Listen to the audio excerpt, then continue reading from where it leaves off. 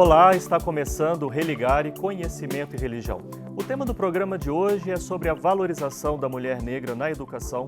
Eu converso com Dalzira Maria Aparecida Yagunã, sacerdotisa do Candomblé, ativista do movimento negro, doutora em educação pela Universidade Federal do Paraná. Bem-vinda, dona Dalzira. Obrigada. Uma alegria recebê-la aqui no nosso programa. Alegria minha também. E você quer acompanhar o nosso programa de qualquer lugar e a qualquer momento? Quer curtir e compartilhar as nossas entrevistas? Procure por Religare Conhecimento e Religião no YouTube e nos desenvolvedores de podcast. Inscreva-se em nossos canais, acompanhe, curta e compartilhe as nossas entrevistas. Dona Dalzira, a senhora tem uma trajetória no campo da militância do movimento negro, como sacerdotisa do Candomblé, agora doutora em educação. Conte para nós um pouco da sua história. Assim, uma história bem atípica, né? E também não tanto assim, porque são as que vêm à tona e as que não vêm, né?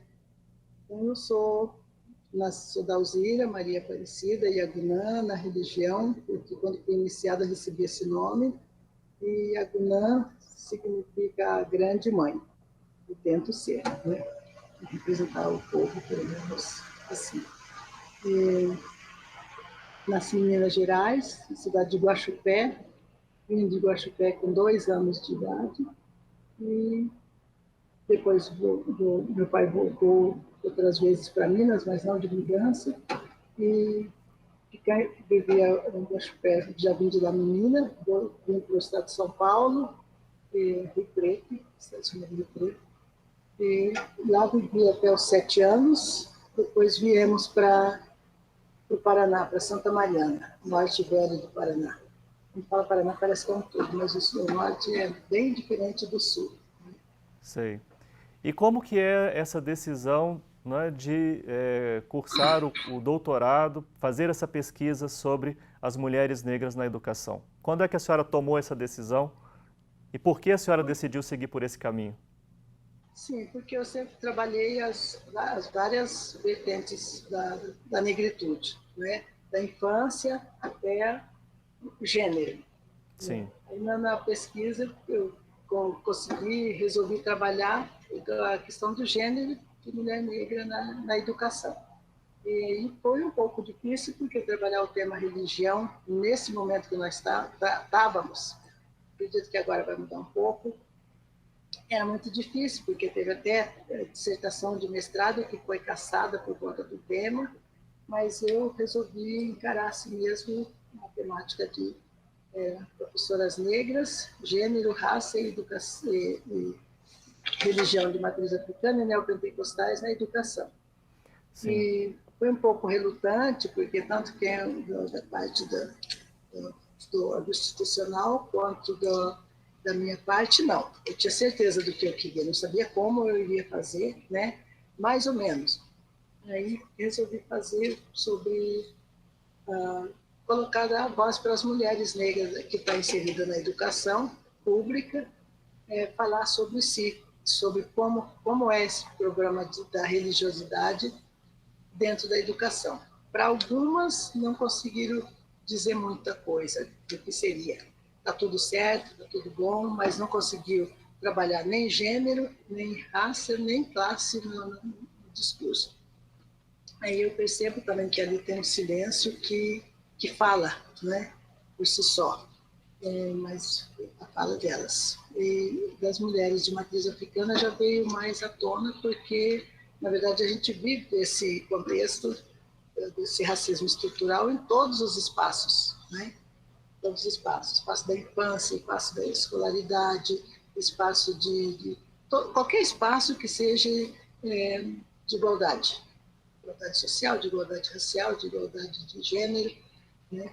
De gênero, de oportunidade igual, os dois. Sim. E aí eu trabalhei esse temática fazendo entrevista. Na época eu ia fazer com 10 entrevistadas. Depois a orientadora achou que era muito, e eu também achei que não ia Não que não desse conta, pelo momento que a gente estava, e o tempo, 4 anos passa muito rápido, né? É verdade. E a pesquisa, o fazer a pesquisa foi por indicação. Então, quem conhecia a pessoa, uma professora negra, indicava, e eu fui falando, fui feliz também que todas as duas vertentes, todas foram bem solícitas. E consegui fazer. Aí fiz. Esse perfil a senhora se concentrou, né, na questão de gênero, na questão de raça. Então são mulheres negras atuando na educação pública. Exato. Qual relação a senhora fazia também com a questão das práticas religiosas? Porque tem também aí a questão tanto do cristianismo de matriz pentecostal, neopentecostal, e também das religiões de matrizes africanas. Como é que essa questão da religião apareceu no trabalho da senhora? A questão da religião aparece muito, não é? As neopentecostais, elas falam menos sobre a religião. Está tudo certo. Está tudo certo. Questão política, questão...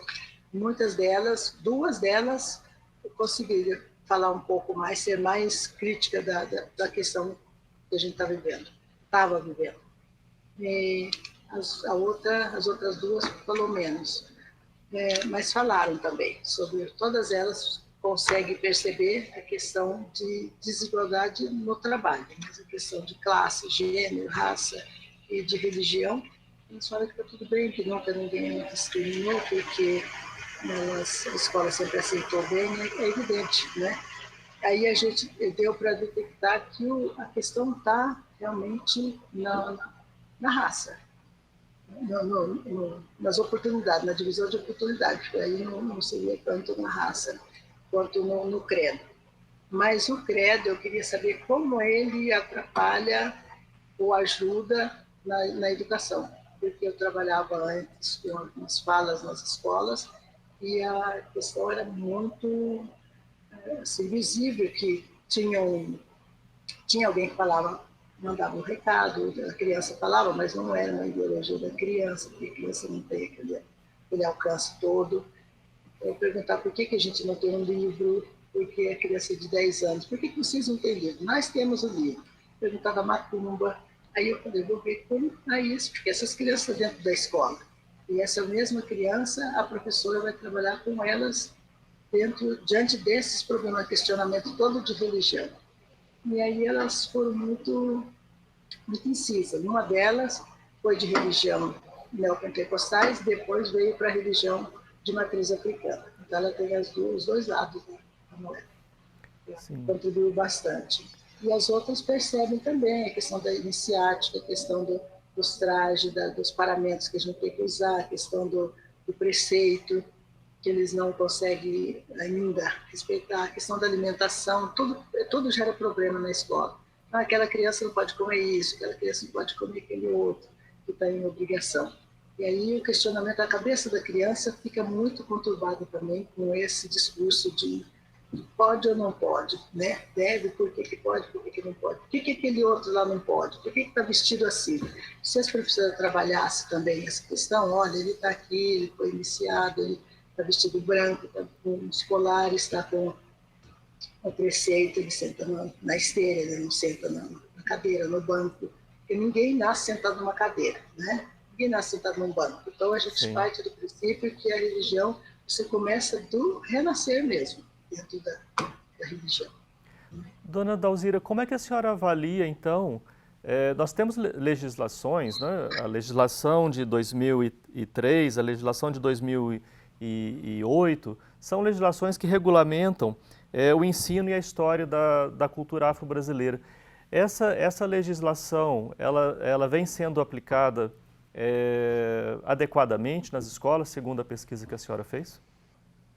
Não, até porque o currículo não mudou, né? O currículo escolar ainda é o mesmo currículo, as coisas teriam que ser mudadas, eu coloco ali que teria que haver uma mudança no currículo escolar, porque a professora trabalha que está diante do currículo escolar, né?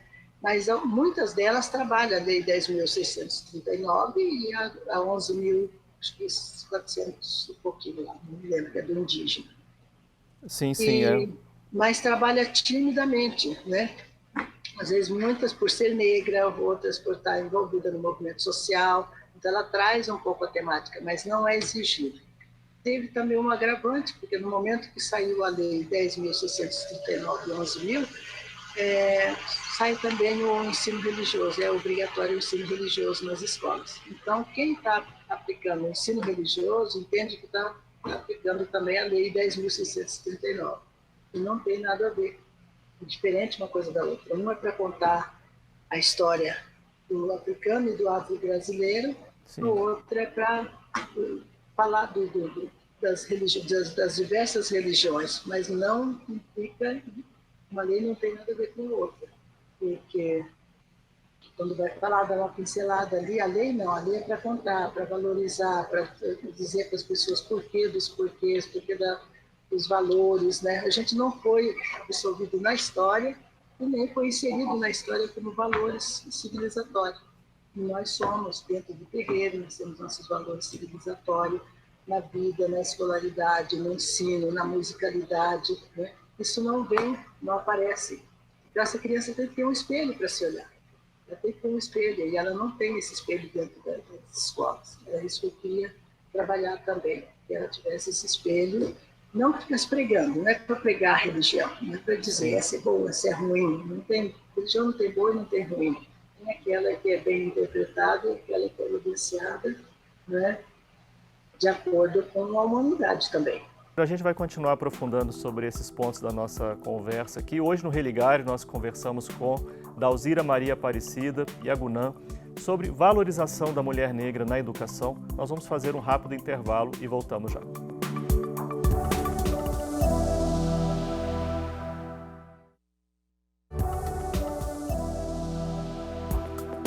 Estamos de volta com Religare Conhecimento e Religião. Hoje eu converso com Dalzira Maria Aparecida Yagunã sobre valorização da mulher negra na educação.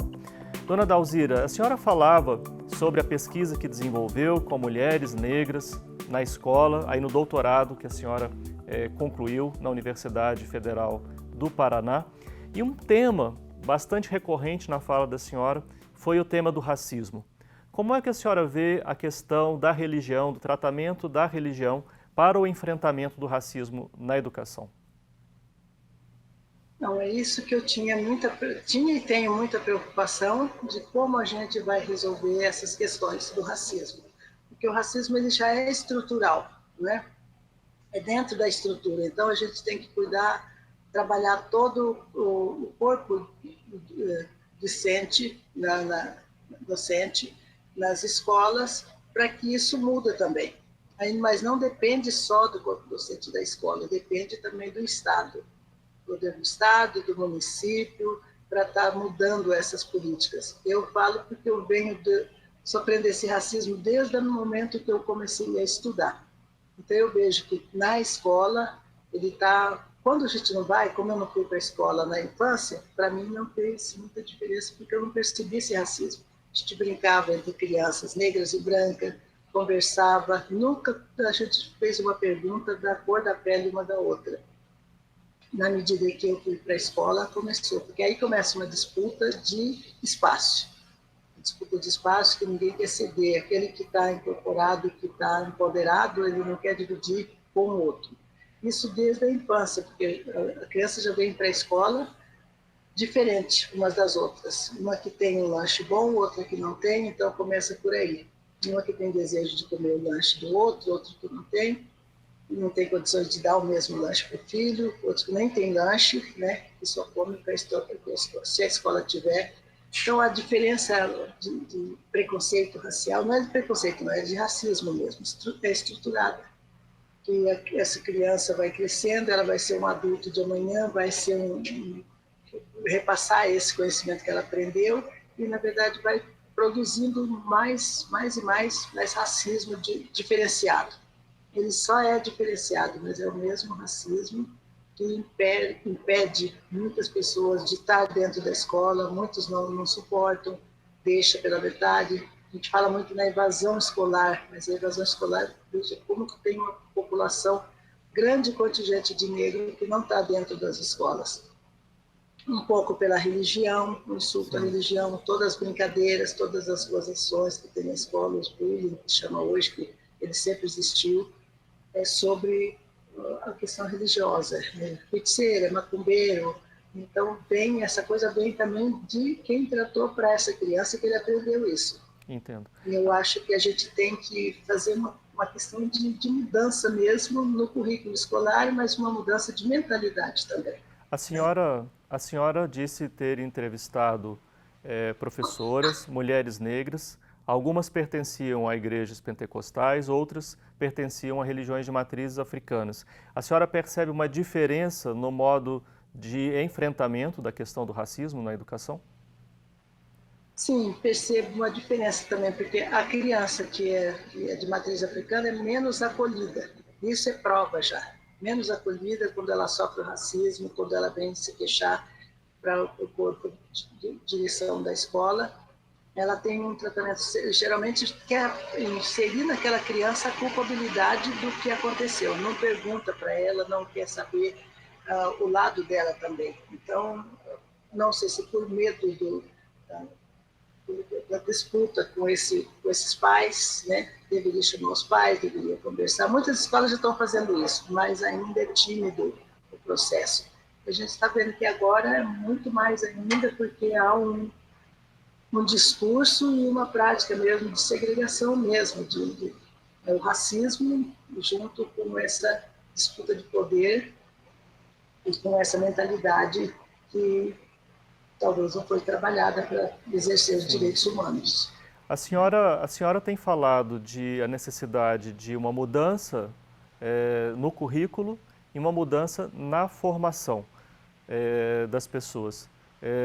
A senhora gostaria de detalhar um pouco mais, apresentar outras demandas que a senhora vê como necessárias?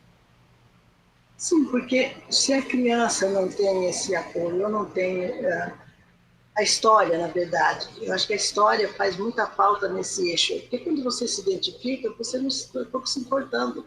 Eu cheguei até o doutorado também de insistência, de resistência, mas também de entender que o outro lado muitas vezes faz isso por desconhecimento da nossa história, desconhecimento dos nossos valores, e isso faz muita diferença em todos os processos da vida da gente. Então, na Sim. vida de uma mulher negra, por exemplo, ela vai ter a diferença. Eu sofri com preconceito, com racismo, por ser negra, por ser mulher, por ser de religião de matriz africana, né? E por estar disputando espaço de poder, porque esse poder, eles entendem que a gente quer esse poder para competir, não é. A gente quer para sobreviver mesmo, viver melhor. E no meu caso, agora eu estou com 81 anos, então eles falam, para que você quer estudar se você já está com uma idade? Mas isso vai servir também para a minha vida, para viver melhor com o outro.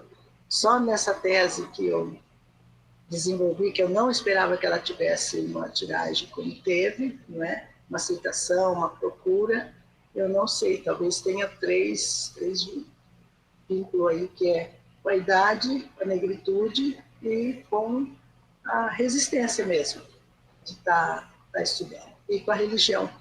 Eu quis contribuir em todos esses aspectos, né? Da religião interseccionalmente, da religião, do gênero e da identidade dessa mulher. É muito Sim. importante quando a gente trabalha a identidade. Tem um capítulo só, o capítulo 2 é só sobre a identidade da mulher negra. Eu falo da mulher porque o tema que eu resolvi trabalhar era sobre o gênero, raça da mulher negra. Sim. Quando a senhora articula todos esses pontos, né, a senhora leva essa discussão para a militância da senhora no movimento negro, para a atividade da senhora como sacerdotisa do candomblé e para a dimensão de pesquisadora, né, que a senhora é como doutora em educação. A senhora, como é que a senhora articula todas essas atividades? Porque eu acredito assim, que o que mais me fortaleceu em todo o processo foi a militância. Sim. Né?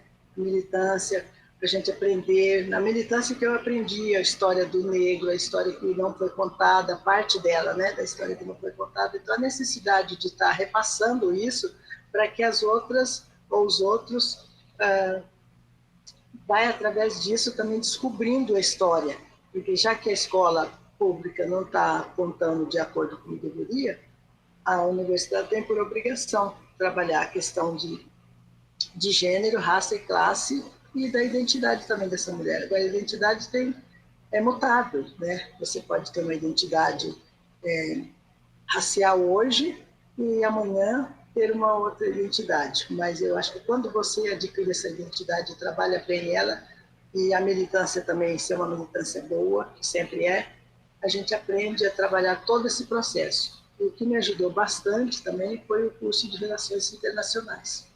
E aí a gente vai trabalhar com essas relações internacionais, como que se dá nos outros países, como que essas questões das religiões mesmo dos outros países, das diversas religiões, a gente tem que estudar nesse curso. E foi uma formação muito boa que me deu também, a questão do direito, o direito que a gente tem, o direito de ir e vir. A gente fala muito nesse direito de ir e vir, mas nem todo mundo vai e vem, né? Então ele vai muitas vezes, mas ele não vem. E a partilha desse conhecimento está lá dentro. Então, cabe ao quem está repassando esse conhecimento repassar de acordo e não só negar conhecimento. Conhecimento é para que seja pluralizado, para que ele seja compartilhado, né? Se não for compartilhado, eu acho que não vale a pena. A gente vê na ciência isso. Quem criou as vacinas criou uma vacina que favoreceu a todos, se não pela economia mesmo, pelo fator econômico, político, que não favoreceu a maioria da população. Mas a vacina está aí para dar resultado, né? Eu chamo de uma vacina como nossa vacina também seria a vacina de conhecimento, a vacina de saber, a vacina de compartilhamento. Então, isso é uma preocupação muito grande comigo e as pessoas saia melhor. Entra na universidade, passa o curso, saia melhor do curso. A gente viu agora o desconhecimento, não é total desconhecimento, mas a gente vê a questão da política, das cotas raciais. As cotas raciais ajudou muito, mudou bastante, mas quando ela chega na disputa de poder, ela ainda é camuflada, ela é muito roubada mesmo. Muitas pessoas que nunca quis ser negro e nunca aceitou, pelo menos, o fato de dizer que se fosse negro, está se assumindo uma outra identidade de negritude para conseguir esse espaço que seria do negro, que seria dessa mulher negra, de estar estudando, de não parar, né? E disputando desigualmente, passando por negro só naquele momento. Depois Sim. Passa o momento da política ou da educação mesmo, de inserir nesse órgão, ele passa a ser branco de novo, porque ele pode. Ele pode ser negro naquele momento, fingir, porque você tem que respeitar a declaração de afirmação da negritude. Sim, dona nesse Dalzira. Espaço de poder. Sim, dona Dalzira, muito obrigado pela participação, muito obrigado pelo testemunho da vida da senhora, como a gente vem conversando nesse último momento, né, articulando a militância, a sua atuação religiosa e a sua atuação também como pesquisadora. Muito obrigado pela sua participação aqui no Religário. Somos um projeto de extensão do Programa de Pós-Graduação em Ciências da Religião da PUC-Minas. Conheça mais sobre as nossas atividades e cursos de mestrado e doutorado através da página que está em pucminas.br/ppgcr. Obrigado a você que nos acompanha, obrigado a toda a nossa equipe. Nós voltamos na próxima semana. Um abraço muito cordial e até o próximo Religário Conhecimento e Religião.